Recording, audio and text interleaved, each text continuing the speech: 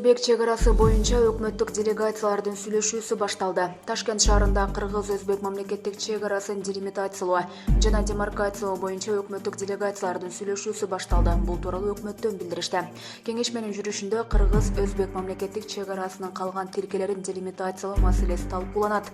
Кыргыз делегациясынын улуттук коопсуздук мамлекеттик комитетинин төрагасы Камчыбек Ташиев, ал эми өзбек делегациясынын өлкөнүн премьер-министри Абдулла Арипов жетектөөдө деп айтылат маалыматта. Эске салсак, 23 мартта УКМКнын төрагасы Камчыбек Ташиев башында турган өкмөттүк делегация Ташкент шаарына учуп кеткен. Эки тараптуу сүйлөшүүлөр 24-25 март күндөрү жүрмөкчү.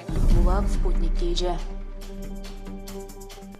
Садыр Жапаров дагы 254 адамга ырайым берди. Абакта жазасын өтөп жаткан 245 адамга ырайым берилип, анын 89 эркиндикке чыкса, калгандарынын жаза мөөнөтү кыскартылды. Бул тууралуу жаза аткаруу мамлекеттик кызматынын маалымат кызматы кабарлады. Тиешелүү жарлыкка өлкө башчы Садыр Жапаров 18 февралда кол койгон. Жалпысынан 1378 адам ырайым сурап кайрылса, алардын ичинен 1133 адамдын өтүнүчү четке калган. Кетсек, өткөн жылдын ноябрь айында ошол кездеги президенттин милдетин аткаруучу Садыр Жапаров соттолгон 230 кишиге ырайым берип, 38 жарандын жаза мөөнөтү кыскартылган.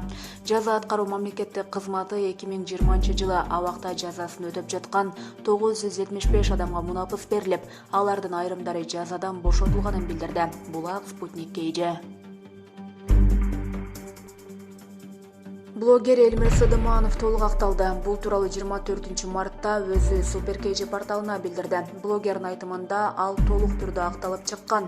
Буга чейин башкы прокуратура блогер Эльмир Сыдымановго койгон айыбынан баш тарткан. Булак Кыргыз кабар.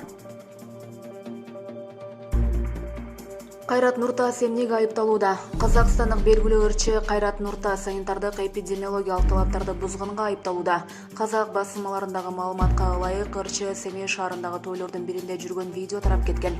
Учурда бул окуяны полиция кызматкерлери териштирип жатканы айтылат маалыматта. Кайрат Нуртас боюнча материалдар топтолуп, мамлекеттик санитардык эпидемиологиялык көзөмөл башкармалыгына процессуалдык чечим кабыл алуу үчүн жөнөтүлдү. Санитардык талаптарды аткарбай салтанат өткөргөн тойкананын кожоюнуна карата да материалдар чогултулуп тиешелүү мекемеге жөнөтүлдү дешкен укук коргоочулар. Талкуу жараткан видео интернет желесинен өчүрүлгөн. Эпидемиологиялык абалга байланыштуу Семей шаарында санитардык талаптарды аткарууну көзөмөл күчөтүлүп, рейдтер жүргүзүлүүдө.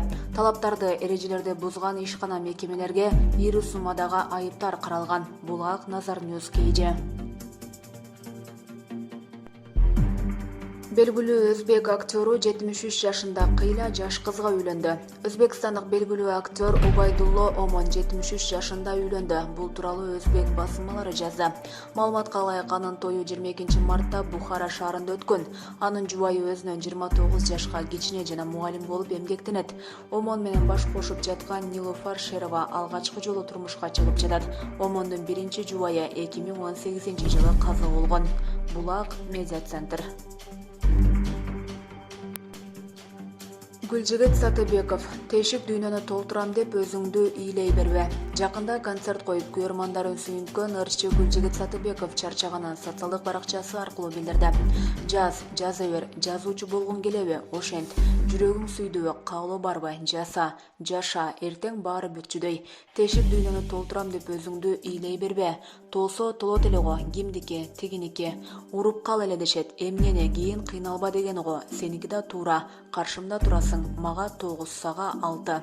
А бүгүн чарчадым деп пост калтырды ырчы. Эскерте кетсек, обончу аткаруучу Гүлжигит Сатыбеков 1980 жылы 9 январда Ош шаарында төрөлгөн. Булак Аргумент KG.